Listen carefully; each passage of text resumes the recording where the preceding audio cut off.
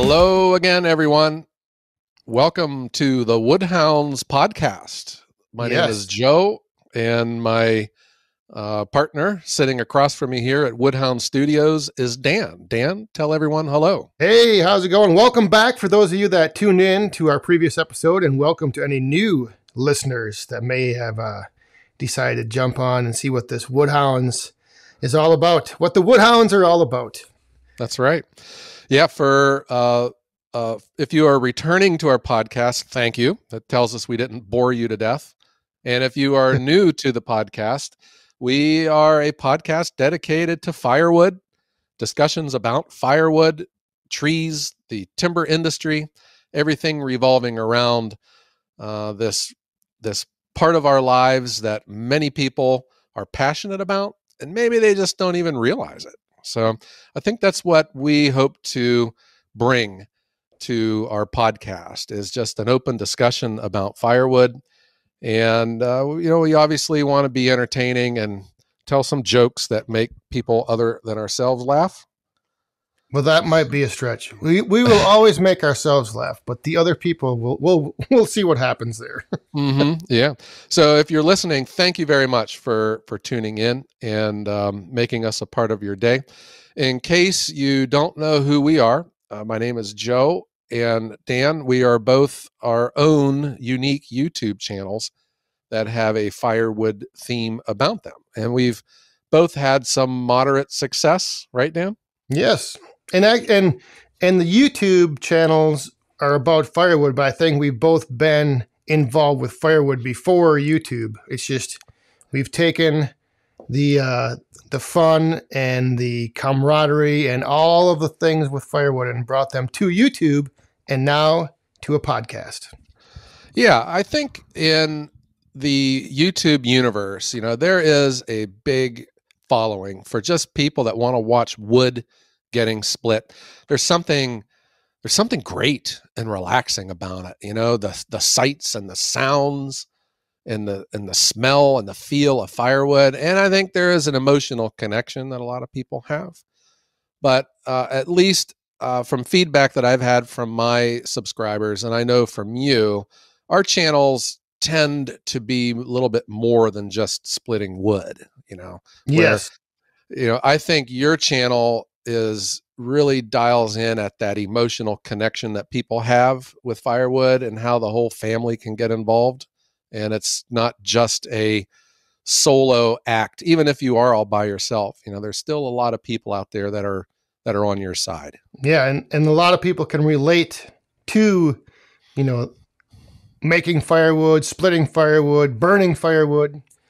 And you have like the whole business side to selling firewood, which is something that growing up, it never even occurred to me that there was a market for selling firewood, because we grew up on a farm and we went out and made our own firewood. And if you burned firewood, you went and made it yourself.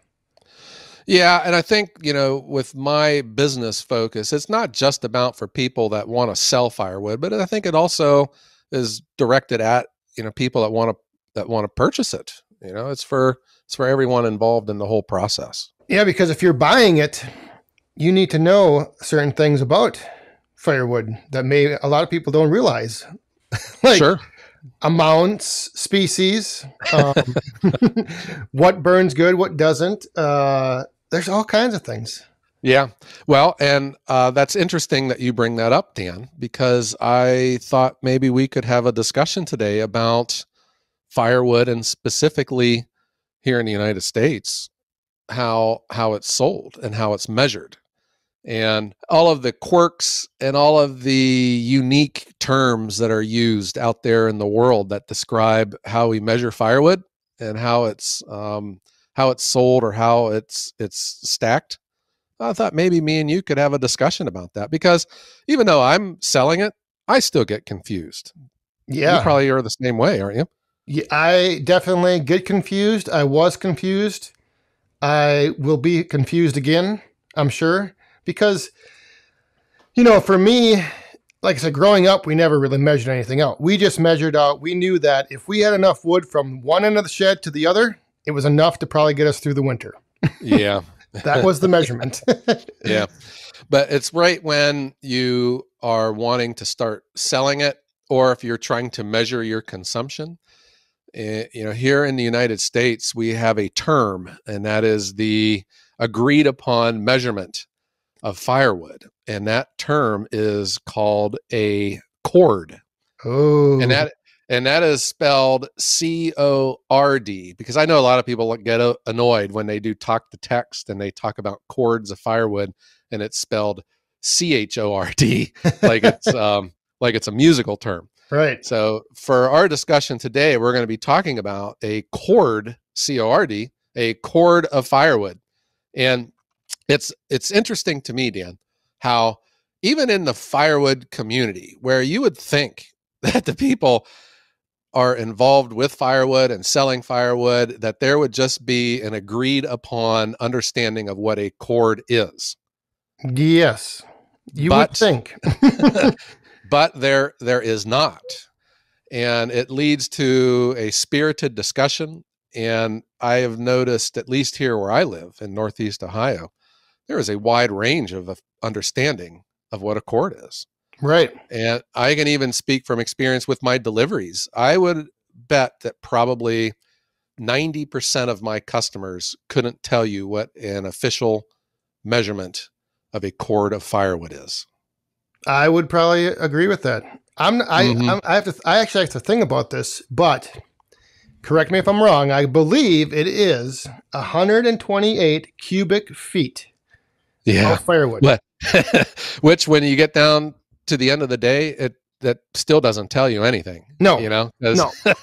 What's a cubic foot? And when you break that down, I think traditionally what would always happen would be, so if you have a pile of wood or a stack of wood that's 4 feet wide by 4 feet high and 8 feet long, that makes up a chord. Now, you could have your individual pieces cut to 16 inches, which then you would need 3 rows to make that 4 feet wide.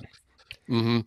That is where I see the confusion starting right away. Anytime you Google or do a search for a chord of firewood, they'll show you a diagram, and it'll be a third dimensional stack of wood, so you can see all 3 sides of it. Yep. And they measure. You see the 8 foot long. You see the 4 foot tall, and then they show the 4 foot wide, but it'll just be like one stick. Yeah. So, you're not dealing with a stick of firewood that's 4 feet long. So when you deal with chords here in the United States, the assumption is that the stick of firewood is 16 inches long, because because when you are stacking a cord of firewood, the traditional way of doing it is to have 3 rows of wood that are 4 foot tall and 8 feet long. So if you have 3 of those rows, if you were to lay 3 sticks of firewood end to end, it would equal 4 feet. Right. But that's where the confusion starts, because a lot of people don't cut their firewood at 16 inches. Some people cut it longer. Some people cut it shorter. Yep. And, so now if you're dealing with accuracy, it's all wrong. Yeah. And then to throw into this mix, I'm going to toss and drop down everyone's favorite term, face chord. Yeah, the face chord. The face chord. So the face chord probably is a term that should be banned from the English language. Well, like Voldemort, it's a word that should not be spoken. But I think, and I generally see those that don't understand or like the term face chord are generally older generation people, and I think face chord is slowly becoming the standard term almost for ordering firewood. I want a chord, because a lot of times when people say I want a chord, they only want a face chord. Right. I learned that the hard way selling firewood, because a chord to me is 128 cubic feet. It's 3, right. It is 3, what we're talking about here, face chords. And my very first delivery to a residential customer, she asked for a cord. So I took her a cord and I showed up and she goes, no, no, no, no, no. That's too much. That's too much. That's too much. What is all this wood? Yeah, she was talking face cord. So part of my sales with every customer I deal with is educating them on what a cord is, and I try to do it without insulting anyone's intelligence, because some people are, pretty, it's not open for discussion. They get offended if I'm questioning if they understand what a cord is. But it's serious. The majority of people, when they think of a cord of firewood, they're thinking of a face cord, which is a third of a cord. Right. Mm-hmm. Yeah.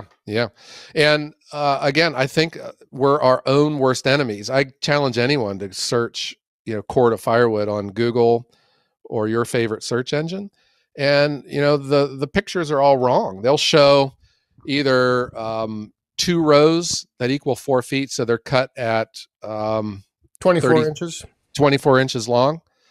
Or they'll just show 1 stick of firewood and they'll have the arrows showing the length, and it's 4 feet. And it's just crazy, that there's a 4 foot stick of firewood. Yep.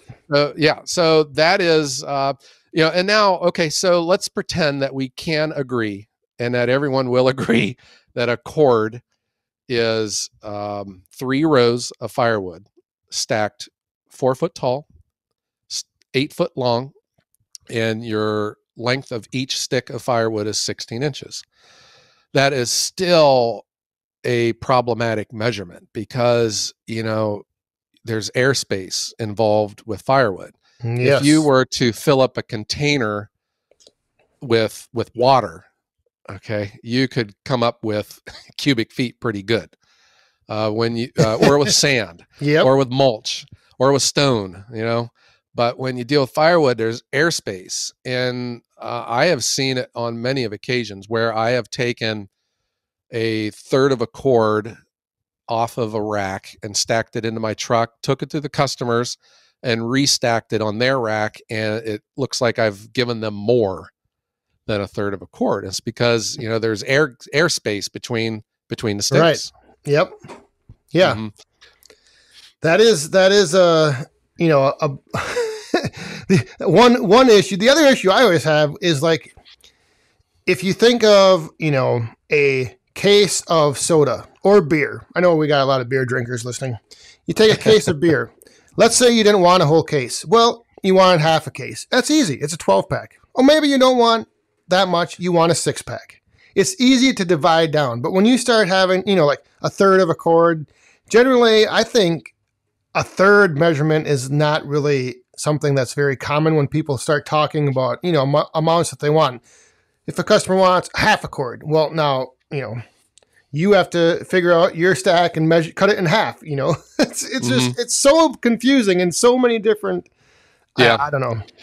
And then there are also tricks that people play too, that I have seen with my own eyes. So, do you understand what the term cribbing means? Oh yes, the Jenga tower. Yeah. So if you have 2 like metal posts and you pound them into the ground 8 feet apart, you can stack your firewood in between there and your 8 feet.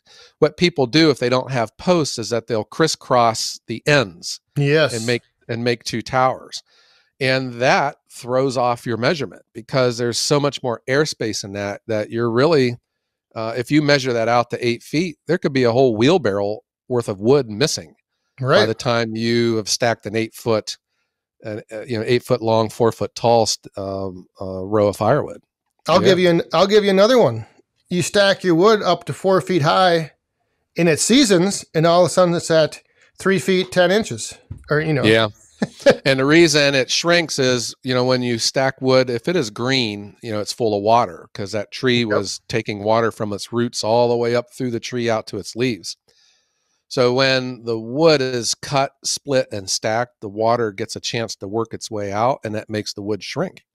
So if you did stack that wood in April at 4 foot tall, if you come back in November, chances are it's down, a full 4 to 6 inches. Yep. Mm-hmm. So, and then, but the cord, I would argue, is when it's delivered, not when it's processed. Yes, I would say so as well. if you're a paying customer, you should get the amount that you order, or that you want a cord, you should get a cord. Yeah. And that's the frustrating thing for me being in the business of selling firewood, is that people do not know what a cord of firewood is. And, Yeah. it's just confusion. But, so if you have, and I have come up with different ways to describe a full cord of firewood to people, because I think still too, it's hard for people to visualize. And, if you took, your 3 rows of 8-foot firewood and just stacked them in one single row, it would be 4 foot tall, 24 feet long. Yes. And that's something I think that starts to resonate with people. And so like a half cord then would be the same height, but it would be 12 feet long. And that's when people, I think it starts making sense to them, and they realize that they don't want a full cord. They want they want much less. Yeah. So then your third of a cord is 8 foot long, your quarter cord is 6 foot long, and your sixth of a cord is 4 foot tall, 4 foot long. And which is your preferred amount to sell and deliver? Well, everyone's different, and we sell in Ohio, and this is what I've learned too, that different states have different rules. And in Ohio, you can only sell firewood as a cord or a fraction of. So when you get on the Facebook or Craigslist, or you see advertisements at your grocery store on the bulletin board, people sell it by the truckload, and that is, you're not allowed to do that. Now everyone still does. There's no firewood police out there, right? But if you are a legitimate registered business, you got to play by the rules. So we sell cords and fractions of a cord. Fractions of, yep. Yeah. But I still get people that call and they'll want to buy a pickup truck load of wood. And that's just because that's what they've always bought. That's what that's what they've always seen. And that used to be a difficult discussion for me.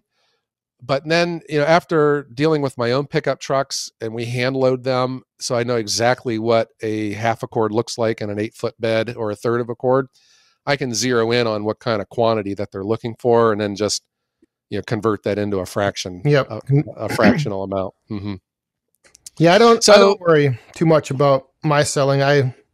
I fill up the bins in the stand, and that's the measurement. I don't worry about, cord, quarter cord, face cord, half cord. So there was, I have found there was other people out in my area that were selling firewood by the yard. And this one really confused me. What? Yeah. We're talking to a customer. It was a restaurant, and he wanted to know how much I charged for a yard of firewood. And I'm thinking, what the heck? A yard? Like 3 feet, I need a yardstick or something. Well, what it was, he was buying wood off of a guy that had a front end loader. He must have sold mulch in the summertime. So he was selling him scoops of firewood as a yard.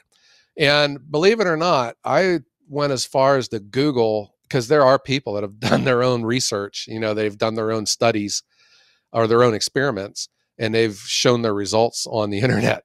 And I can't remember what the total was, but like 6 yard buckets of firewood will come out to, or it was 8 scoops of firewood come out to 1 cord. But that's still a problematic, measurement, because you're scooping it and it's just all air. If you're scooping it, they're scooping up all the mud and all the garbage that wood's been laying in a pile all the time too. Yeah. So, that's other ways that people sell firewood. I have seen truckloads, and then they specify if it's a big truck or a little truck, a 8-foot bed, a 6-foot bed. Yep. I've seen, the yards. Other terms that I've heard, at least in our area, have you ever heard of the term a rick of firewood? I have heard of a rick. Yeah, I believe that's the same as a face cord, right? Yes, a third of a cord. That's a very popular term out here in my area with the Amish community. They call them ricks. They don't even really look at firewood as a cord. They see it as a rick, or a third of a cord. I've seen the term rack of firewood. I've heard of bush cord. The bush cord, yep. Yeah, which I don't know what that is. Is that also a third of a cord? I think the bush cord is more tied to when the wood is in log form. So you have your logs that are 8 feet long, and you have a 4 foot by 4 foot cube of that. I think that's a bush cord. I don't know for sure though. Yeah, me neither. I've seen it, but I don't know what it is. And then, so there are other ways. For instance, in Europe, they would sell it by the cubic meter. Yep. And then I've also seen too where people sell it by weight. I was just going to say that I've seen the weight. You would think weight would be a good way at first to sell firewood, but man, I think that would just be a very, very problematic way to sell firewood, because the green firewood, green is a term we use for when the tree, the wood is not ready to burn. It's full of water still. That's going to weigh way much more than seasoned firewood. And seasoned firewood is worth more money, and it costs more than green firewood. But green firewood weighs more. So if you bought wood by the pound, you're buying water, that's yet to evaporate out of the stick of firewood. And then I also too, Dan, you sell firewood. Do you have a way of weighing your firewood? No. Well, when I pick it up, when I pick it up to split it and it's heavy, that's the only, then I'm like, yeah, this is, yeah. Man, have you ever had any hackberry? No. Oh my goodness. Just weighs a ton. I mean, just crazy. There's some woods like sycamore that, it's a tough wood to work with. It doesn't split easy, but man, it's heavy. But when it dries out, it is like balsa wood. It is just feather light, and it burns up real quick. Yeah, and you'd think, man, if you're selling wood by the by the pound, by the ton, you'd want to make sure you sell green sycamore. The endless debate will always, I think, it will always continue. I think there's always going to be, those people out there who only want to deal with one way of measuring. But I think having, I think what you described as the Ohio, I guess, what is a law, a rule that?